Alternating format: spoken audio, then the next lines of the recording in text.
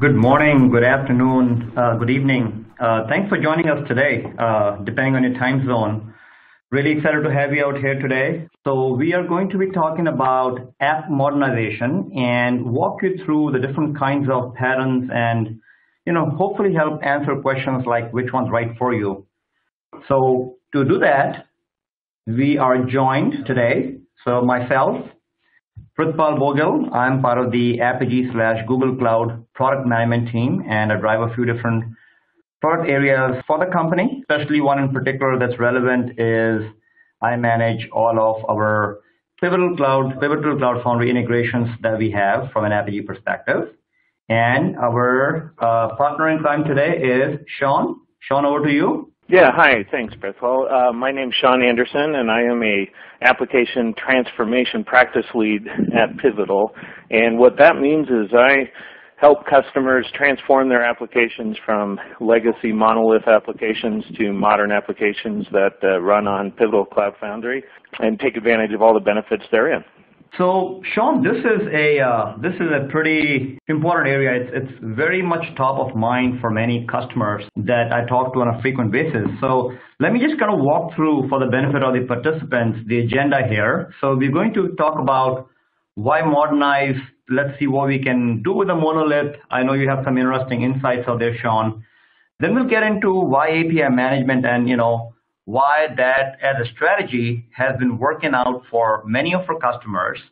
And we'll touch briefly on some of the integrations that we already have in place for the benefit of our participants today.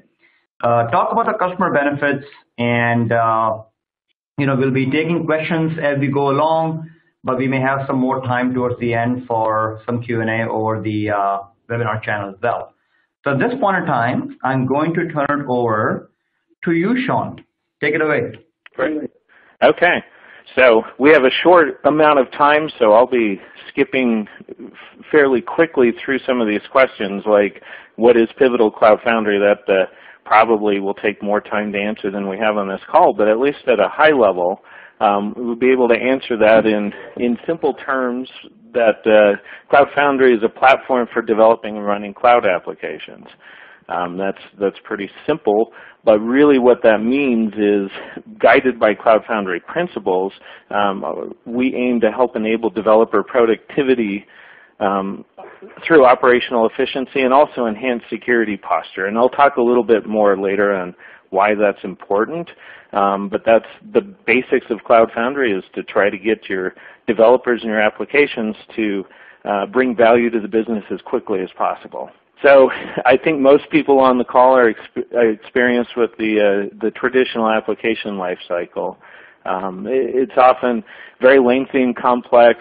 Through traditional development, you usually have at least 8 manual steps, and developers are often out of the workflow. So you may have one team that scales and sizes servers that are requested for a new project, for example. And then you have to wait for the hardware creation, and sometimes this can take weeks or months in between. Then you have to set up your operating system, make sure that you've got your patches correct, and sometimes it's another week or two to get that going. And then finally installing the software, setting up your monitoring, doing the deployment. All of that process can take a lot of time and add a lot of complexity. So during that whole life cycle, you've got up to 7-10 major steps, manual activities. In some cases, you'll have creative developers that will automate, pieces and parts of that. But in general, you don't really get a cohesive way of building software where you can just basically push a button and have things automated. The other part of this that, of course, most people are familiar with is, when does all this happen, especially the endpoints where you're deploying to production. Typically is 2 a.m. on a Saturday, as opposed to during the middle of the day when everybody's working. And out of constructive laziness, that's one of my core tenets, is to try to keep people from doing deployments and building software that way. So how does the cloud native platform help enable that? Well, on the left you can see the traditional IT model is where you manage all of this. You manage the networking, servers. If you're using virtualization, you have to manage that. Often these are separate teams with separate queues of work to do all of this. And so that led to the advent of infrastructure as a service, where at least some of that was managed by the infrastructure. So the virtualization servers, the networking, all your storage is a little bit more consistent, but as an application team, you still have to manage the OS, any middleware that you have, the runtime, and certainly your applications. So what that led to is typically, again, you have your teams organized by horizontal slice there. So you may have a database team that is in charge of everything database, and that becomes a bottleneck. So for cloud native, everything other than applications and data is now handled by the cloud platform. And for reasons that hopefully are obvious, that's beneficial to us as application developers, because we don't really care what operating system, or more importantly, if that operating system is patched to the current version. We don't care about scaling your virtualized servers. And of course, networking is already in place for us. So what this allows us to do is build applications that are focused on being applications and spend our time more efficiently getting value out of the business, as opposed to doing menial tasks and having blockers. Why modernize? Hopefully that is a question that most people already understand, but really one of the biggest reasons is over time, especially for large corporations, you tend to build monoliths. Monoliths don't have to be bad. A monolith can be good if it's got compartmentalized, componentized kind of units of work inside of it. But typically monoliths tend to be overlapping and even repeating work and deployed to one large platform like WebLogic or WebMethods or WebSphere, something where you have a big giant unit of work, and it causes issues, of course, with looking for your fast release cycle. It's usually you deploy something in a big bang, a large deployment that takes 6 months to plan, and you're doing impact analysis for weeks to make sure that what you built didn't break something, and it's way too large for any one person to fully comprehend. So you have reliances across teams to do the work. Another piece of monolithic applications that is bad and could be costly from a operational expenditure point of view is your infrastructure utilization is often very inefficient, and that means if you have an application that during Super Bowl Sunday at halftime hits a certain level of utilization, usually when you're planning that application and the software and the hardware around that, you plan it for the peak usage, and that's what gets pushed out. So in reality, your application is running at 5% utilization for 99% of the time. That other 95% of horsepower that you're wasting is costing money. And also, you have a reliance on expensive software. I'm sure everybody's familiar with software licensing models and companies that they get you and then they keep you, right? And you don't have the ability to change out of new, change your database, for example, or swap out to something more modern. Again, why are we looking at this? I mentioned something about operational expenditures, but also part of why we want to modernize is to increase our dependency on capital expenditures. So using open source, but also by rapidly being able to deploy applications, you're able to respond to business issues and capabilities much faster than the competition, for example. So if there's a new feature that your customers demand that your competition can't deploy for 6 months, and you can get it out next week, that actually will give you an increase in market share, which more than pays for your development in a matter of weeks, rather than just saving money nickeling and diming on the operations side. It also will increase your productivity from the developer standpoint and keep your operations controls in place. So that's important in a lot of ways, but not the least of which is through your release cycle today. If you're using a monolithic application in a traditional life cycle, you have gates that you go to for deployment. You may have a security gate where somebody has to review it, and that takes a week. And then you have a performance gate, an integration testing gate. And those gates are designed to slow you down. By modernizing our applications, you can have your infrastructure set up so your security model is always the same. So you only need to get it approved once. After that, you shouldn't have to go through that gate, and so on with your infrastructure and testing. And I'll talk more about testing in just a minute here.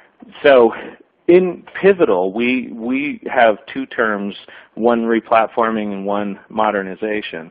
And it's important to level set on what those mean to the audience that you're talking to.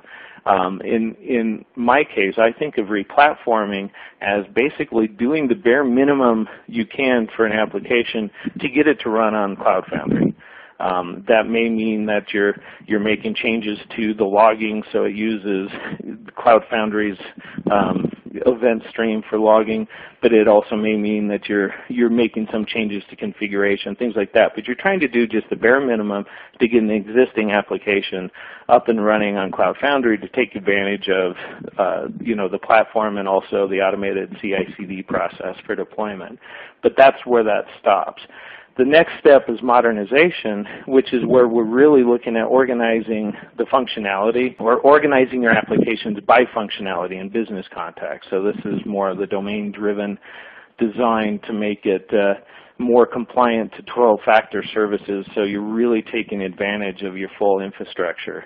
Now, modernization can be challenging because typically a modernized application is taking bits and pieces across your monolith. So you may be taking code or reusing functionality from several different places, and you have to continue that.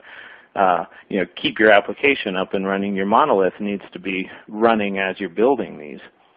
But there's techniques that we have, and part of the techniques that we look at as we're going through this application journey is just walking through from left to right, where your goal may be, in many cases, to have a full cloud-native application running on Pivotal Cloud Foundry, which is the right-hand side. But you may take that through steps. We want to iterate and do small chunks and small releases. First step is getting your application to run on Pivotal Cloud Foundry. So that runs. It's not necessarily 12-factor compliant. It may have one or two of the 12 factors, but you now have a capability to start modernizing your application to where you get it to run well on Pivotal Cloud Foundry. So that your applications have been refactored using the 12-factor principles, and you've introduced test-driven development, your pipelines, and so forth. And then if you choose to go all the way to the cloud native on the right, now you've organized your teams around the way you develop your software, as well as taking advantage of all the principles that you had for the previous step. So all of this is a life cycle where it's not a big bang. We suggest you start small and iterate. And there's two approaches when we talk about string-laying the monolith. The first one that often people look at is what I call the bottom-up approach, and that's on the right side of your slide. That's decomposition, looking at pain points of your current monolith. And that's a natural place for developers to start looking because they want to reverse engineer the code. Let's look what's happening today with the software.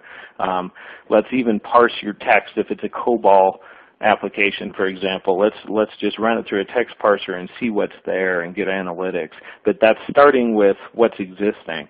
The approach I prefer to start with on the left is the top-down approach, and that's where you're really looking at your applications from a business perspective. It's more of, I don't really care how it works today.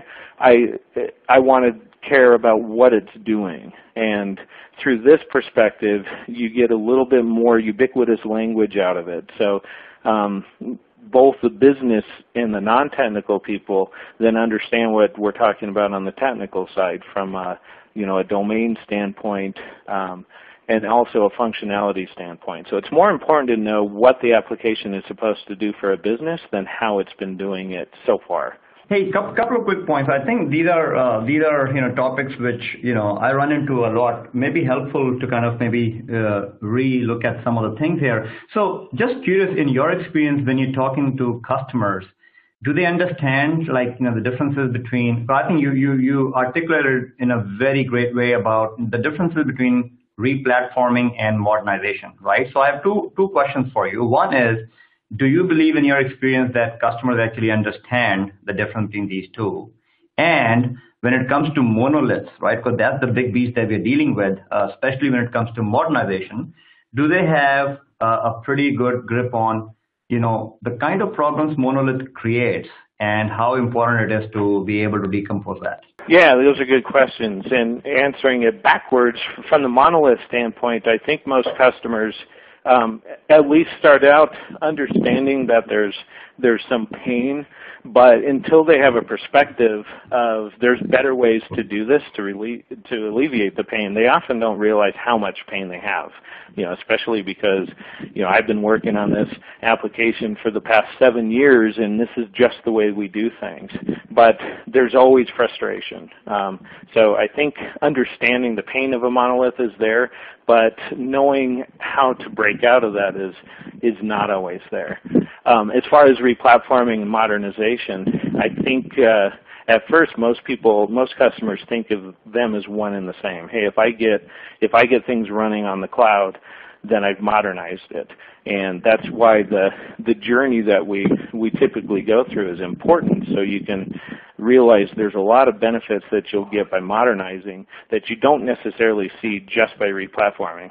So it's kind of the first step is replatforming, you get a lot of benefits, and then modernizing, your business becomes optimized. Excellent. Thanks, Sean. Does that make sense? Yep, absolutely. Okay, good. So one of the common principles that most people have heard of at this point is domain-driven design. Part of modernizing is we think in terms of domains for your business, which, and I like quoting Wikipedia because it's not always wrong. But in this particular case, our domain is a sphere of knowledge or particular activity. I think of it in terms of an inventory system. That's a domain. But what's difficult is how do you get those domains driven out of your company, right? Everybody has a different company, and we have things that happen in our company. But what's happening? So we'll use a technique called event storming, where we look at the domain events, and this is what's happening from the business perspective. It's an exercise that is not just technical, where we'll just walk through the process of, hey, if I wanted to sign up for service at T-Mobile, what are the events that an end user would go through? They start at a web page and they push a button, and what happens? And so we talk through the entire life cycle of that process. And in the end, what you generate is something that looks like this, and I know you can't see everything, but this is a full wall at a customer site where we went through an event storming session, and what you end up seeing is these business events, these past tense business events, tend to cluster in logical areas around logical aggregates, which are maybe something like customer or prospect. And by clustering these events, you can start driving out what the actual domains themselves are for your applications. And then we can start drilling down into each of those domains or applications that you have in your existing infrastructure and do what we call a snap analysis, where we just drill down. So the whole process is like layering. You start at a top layer, and then you start drilling down to get information from your application that you're replatforming, for example, and drive out stories to how you get there. Or you may do an enhanced snap analysis, which is something where we're using this for new applications, or where we're modernizing applications. What are the APIs? How are we going to store this data in this particular microservice, and so on. So by using stickies and paper, we've found that makes it easy to drive out something like this, which I call a Boris diagram, but it's a spider diagram that shows the relationship between all the domains and subdomains that we drove out through this 2-day session where we're event storming. And this is actually very useful to have in a tangible, on-the-wall kind of structure as opposed to in a Visio diagram, because the whole team will stand up and we'll just talk through, what happens in this case and what happens in that case. And it makes it really easy to drive out which application to modernize first, which components, and how to put those pieces in to make it useful. We'll use test-driven development as we're going through the process. And this book here by Ken Beck, if you're interested in TDD, it's kind of the Bible, the reference for test-driven development. But basically what we're trying to do is make sure anything that we do, any code that we touch, is thoroughly tested before we even try to deploy it, and that simplifies your process. But one of the most important things that we do in this is looking at finding seams in our application. And a seam in this case is basically something that we can do to pull out a new context out of your monolith, but still have your legacy big ball of mud work. In this case, you can see where we pulled out some functionality from the left side that we called the new context, and we still have to have all of the existing business functionality working. So we'll put in these anti-corruption layers and use different kinds of control patterns like event shunting. If it's an event-based system, we'll just route events to the new system or the new components. And sometimes it's ugly at first, but it's done to enable. But one of the other pieces that's important to this is you'll see one of the bottom control patterns is an edge gateway. And Apogee is an example of how we can, from the API level, control access to both these new contacts and the old contacts and keep your business up and running while you're doing iterative deployment. So every 2 weeks or every week we may have a new deployment of this new context, but we want to make sure that the only change we have to make, if anything, is to our edge gateway to route traffic to the new service. And Prithpal, you're going to be talking in more detail about that in a minute. And then the last thing is, by finding those seams in your application, it enables you to iterate as opposed to do 6-month projects. So we succeed fast, fail fast. We can be innovative because we have small groups and small teams that are solving the particular problem the best for that problem, as opposed to because the standards say do it this way. And then, of course, requirements change all the time. And the last bullet on there is by pairing as we're writing, it enables development team mitosis. So we can have cross-training between our teams on a weekly level as opposed to writing giant run books and going down the path of documentation that people won't read. It's all hands-on, and developers learn as they go. So on that, I know we covered that pretty quickly. Some of the resources that you saw on these slides, I would recommend go out and do some reading, and I'm sure there may be some questions on these topics afterwards. So hopefully I didn't take up too much of your time, Prithpal, and you can dig into our API management a little bit more and why that's important. Yeah, no, I think we're doing great on time. I think there's actually a question which is up there. I'm going to read it out loud, so I think, Sean, it'd be great if you can answer that. So a question from one of the participants, and I think this question is actually on top of mind of many other attendees as well. So the question is, for enterprise software teams who are struggling to keep a monolith afloat while building new features on it because of business pressure, what's a good way to sell a modernization approach to executives without compromising on new features? Yeah, that's a very good question. And I think the easiest way that I've seen when we're talking to especially executives is you're looking at with the monolith, first you have to decide, do we want it to go away?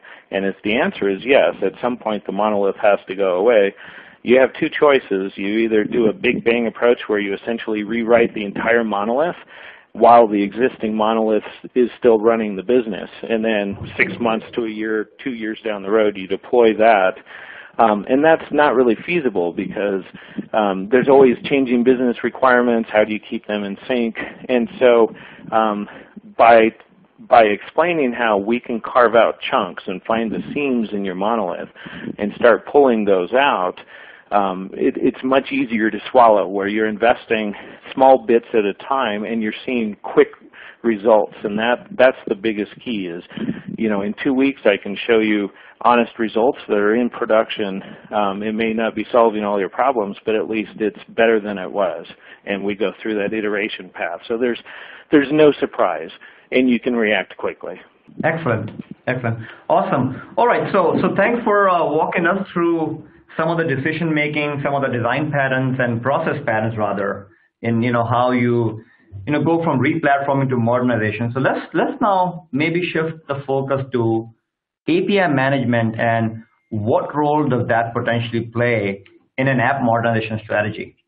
So we talked to several customers, and this question actually comes up quite a bit. As you mentioned in your earlier slides and materials, Sean, that while people are modernizing apps, they're leveraging microservices as a strategy to kind of break down the monolith, right? So we see many of our customers, asking this question, hey, what are some of the differences? I mean, are they mutually exclusive? Are APIs and microservices actually complementary?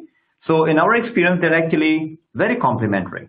And I think the semantics of how they are complementary is manifested in how people end up using those kind of capabilities.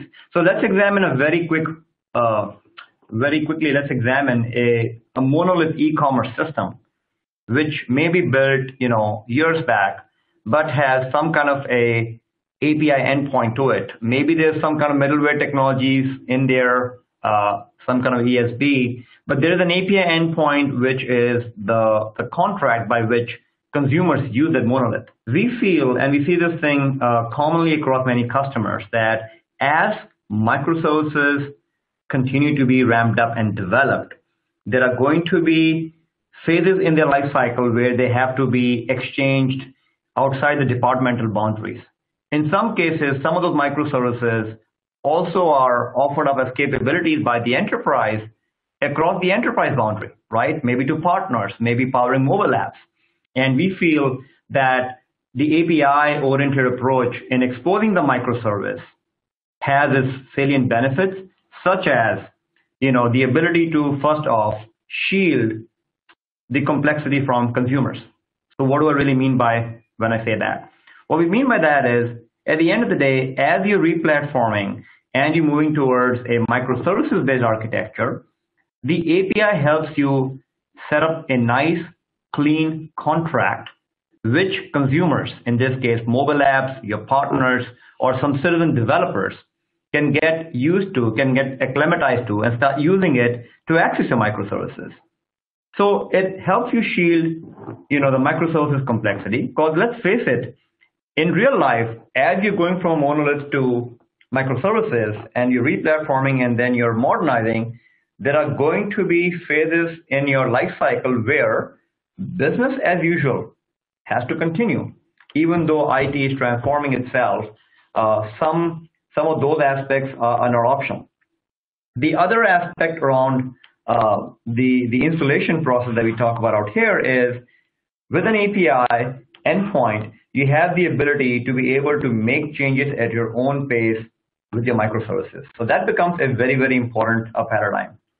Now, as you know, in your experience, we see with customers that the whole microservices space is exploding. Many customers, many enterprises have taken to building out microservices. And what that means is that although the microservices strategy is a good one, obviously it will lead to some kind of issues. So one of the first one we see is, with more number of microservices comes more number of APIs. And that leads to what we call as the API sprawl. And essentially, what we mean out there is, it becomes difficult to find those APIs. More importantly, reuse is another important aspect. In the yesteryear, we've seen a lot of different teams building out potentially the exact same service, right? If you don't have an effective reuse mechanism or a discovery mechanism, it becomes extremely difficult to ensure that everyone else is getting value from the same microservice. The other domain of issues we normally see is cyber threats, right? So many times when we talk to different kinds of developers, including Cloud Foundry developers, they are focused on pushing out quality code which normally represents some kind of business logic component that they have worked on. Naturally, they don't have the ability to be able to think about all cross-cutting concerns. So the last thing you want to happen is have a great microservice out there, but not have the right security control checks, right? That becomes very important. And last but not the least, many times we see customers asking us, how do I really measure if my microservices strategy is working? If we are on an app modernization effort, how do we know that that program is successful, right? And we often find that the existing tools do not provide the right kind of visibility into the use and the performance of those microservices.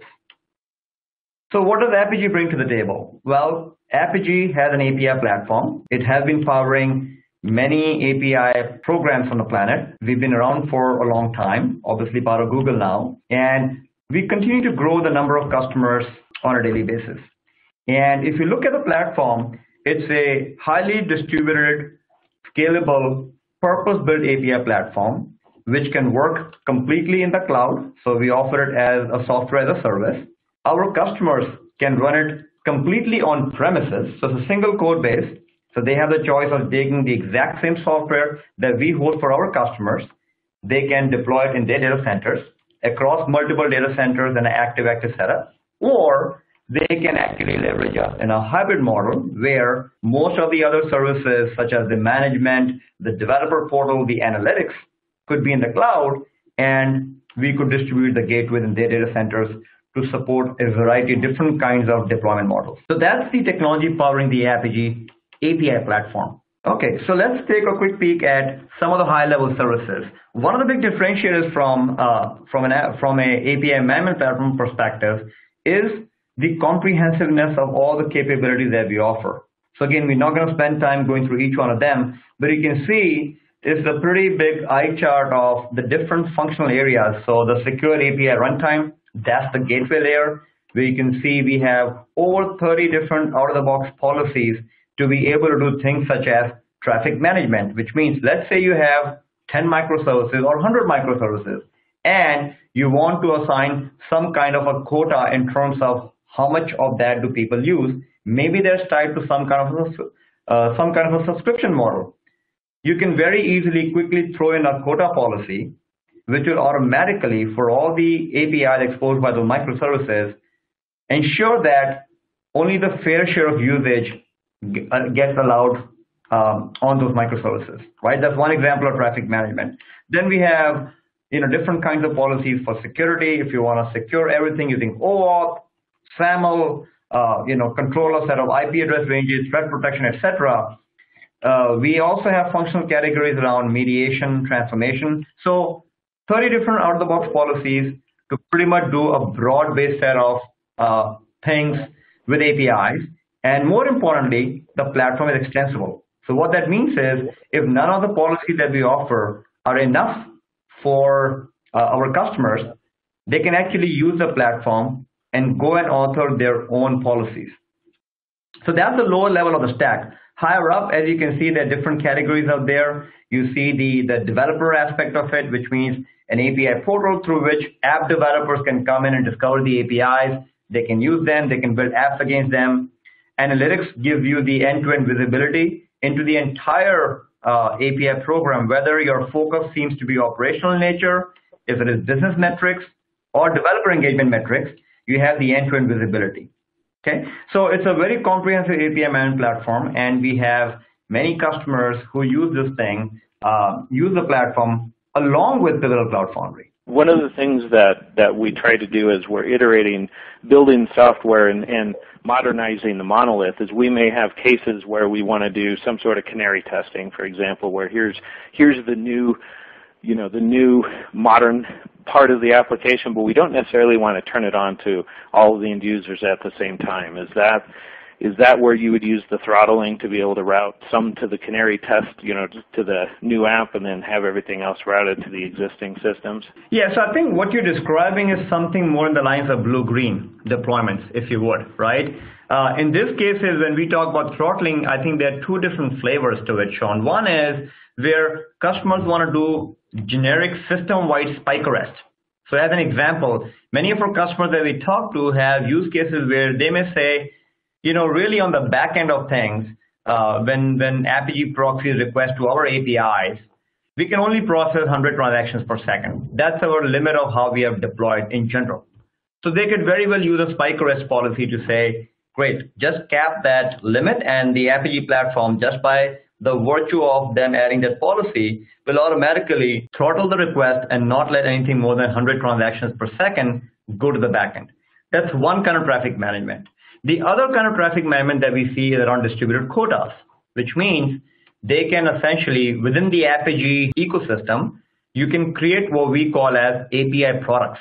And API products are nothing but a collection or grouping of certain kind of APIs, which can be shaped up towards the consumption patterns. So let's example, one example is you could have an employee silver product and an employee gold product.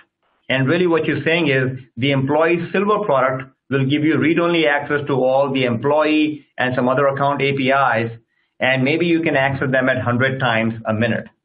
And you can configure an employee's gold product, which gives you full CRUD access, right? So full read, write, update, delete access to the employee APIs, and it gives you access to 4 other APIs along with it. And oh, by the way, you can use them at 100 times per second quota, right? So a quota is a second kind of traffic management where customers usually, we have seen, different kinds of customers, they may have their subscription management systems, right? Or they can use monetization capabilities, which are provided by Apigee. But in either case, the quota policy can help them enforce some kind of usage-based semantics.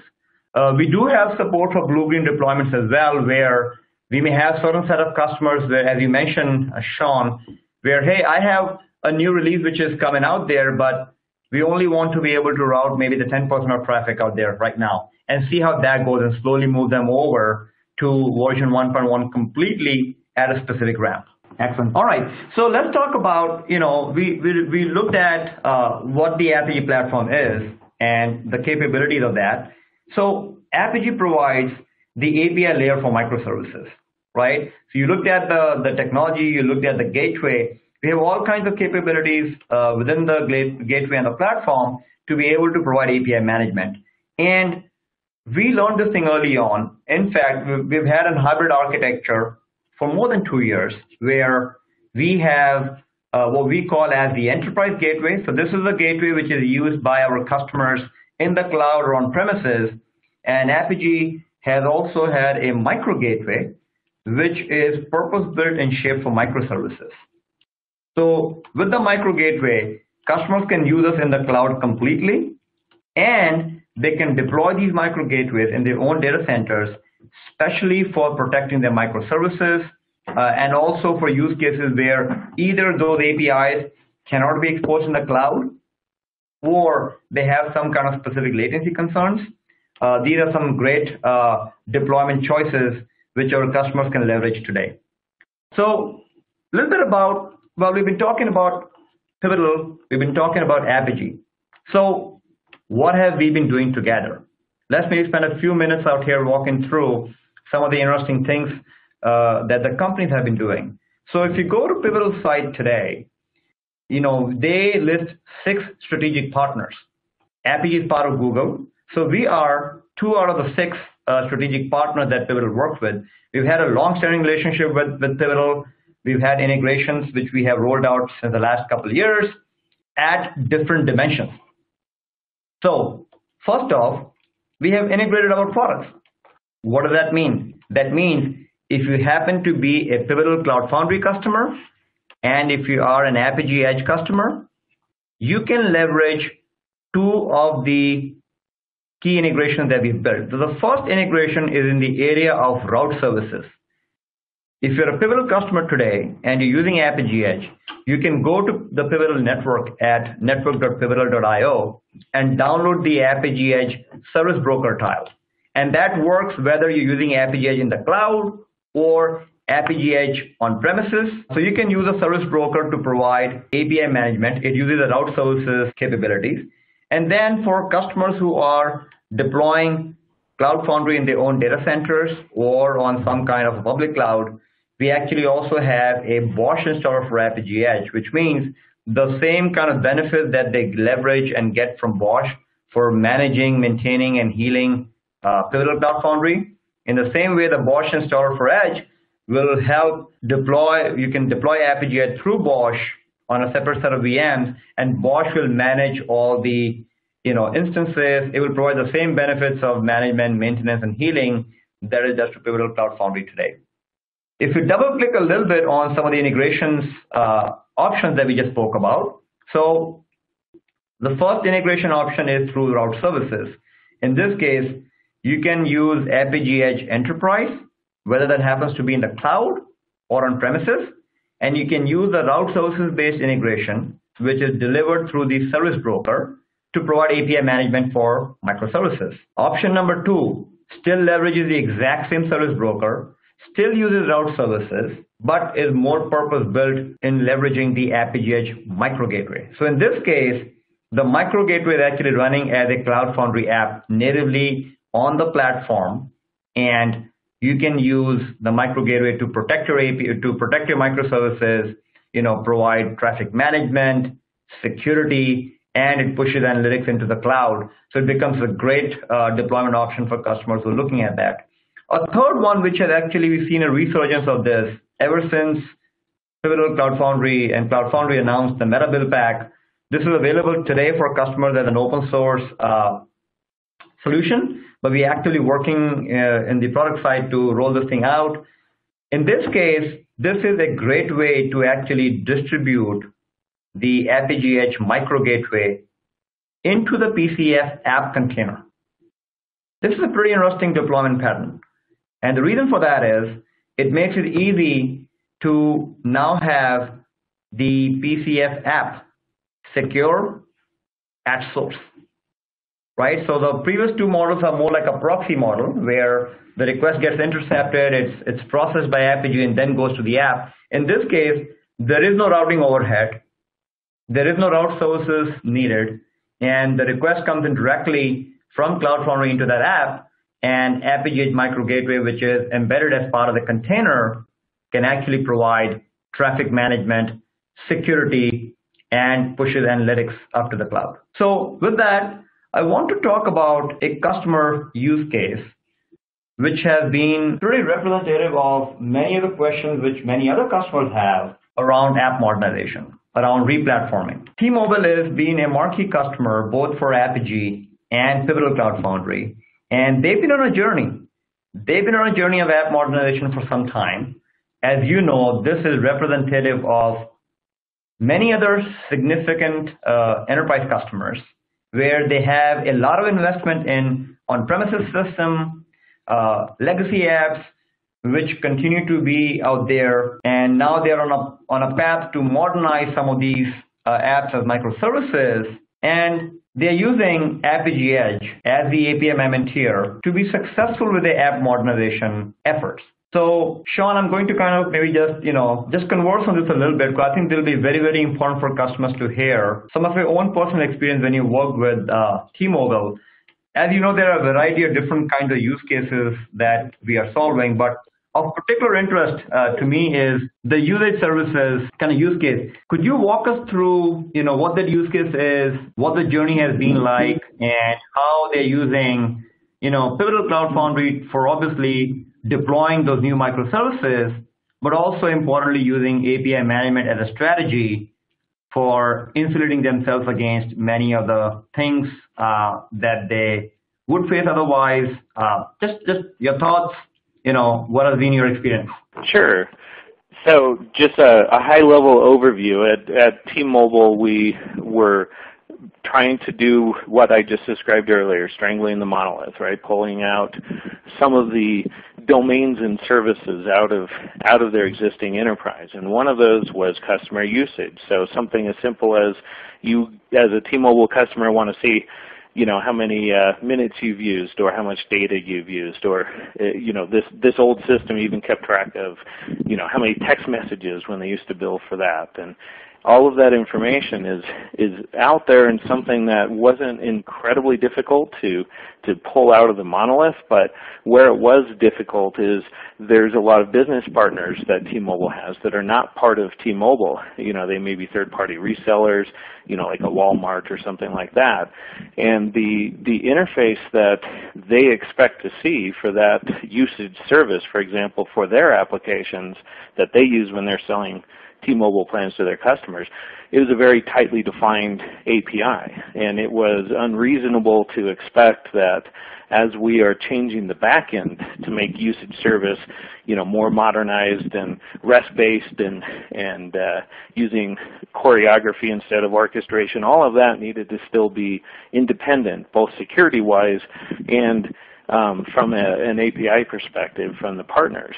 And so that's where Apigee came in to make it easy to take the existing interfaces that the partners already expect to see and then do the appropriate calls to the microservices and that translation in between, and also handle the security for us. So it made it really simple for a development team to be isolated from the end use of the application and decouple that, because Apigee was handling all of that. Excellent, excellent.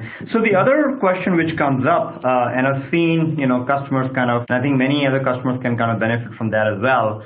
One of the key benefits of this kind of a strategy by leveraging API management is, they've been able to answer questions like, well, great, we've put microservices to work, we are modernizing our apps, but how do we really know what customers are doing, right? So in this case, some of the developers and architects at T-Mobile that I've spoken to, they use the API analytics offered by Apigee Edge as a great system of record, if you would, or source of truth, if you would, to see what percentage of traffic is still continuing to go to the legacy apps and what percentage of traffic is now moving towards or being served by microservices.